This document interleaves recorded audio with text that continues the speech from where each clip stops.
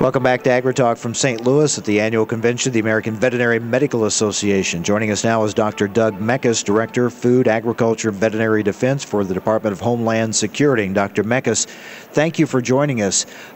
We hear varying reports about how much improvement we have made in this country to protect us from terrorist attack. And when we look at the area of agroterrorism, we know that there are concerns about the safety, protecting our food supply and our food production system. And how vulnerable are we? In your assessment, how vulnerable is our food supply system, and what has been done, what steps have been taken to make it safer? Well, I think we have to go back a few years, and after the establishment of the Department of Homeland Security, there was an effort to identify critical infrastructure around the country.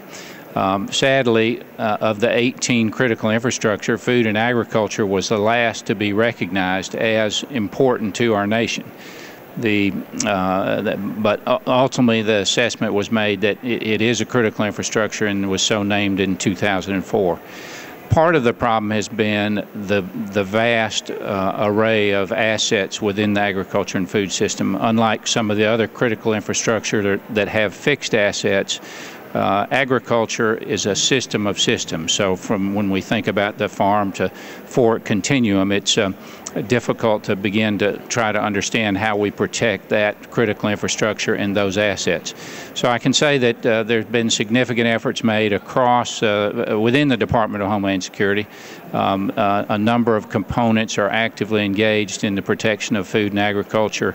Our Science and Technology Directorate is very active in the creation of the National Bio and Agro Defense Facility in Kansas. They manage Plum Island. The Office of University Programs has created DHS Centers of Excellence around the country in Texas A&M, Kansas State University, the University of Minnesota with the National Center for Food Protection and Defense.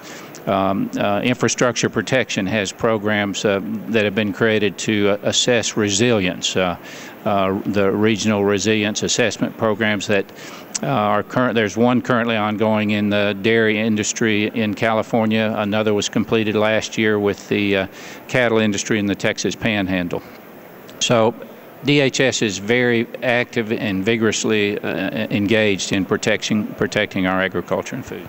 Our system, though, as you point out, lends itself to being hard to protect totally. I mean, there are so many areas that could be vulnerable, so that makes it quite a challenge. Yes, it is a challenge, and again, that's been the great difficulty, especially for others outside of agriculture, to try to understand this. And I think it's important to note that last year, for the first time ever, in the assessment of our critical assets, agriculture had 125 level 2 critical assets identified through the Infrastructure Protection Program, and that's the first time ever agriculture has had that number of identified assets. So protecting our food system is becoming a more critical area and a higher priority for Department of Homeland Security? Well, yes. With identification of these critical assets, there will be a greater availability for grants through the FEMA grants program,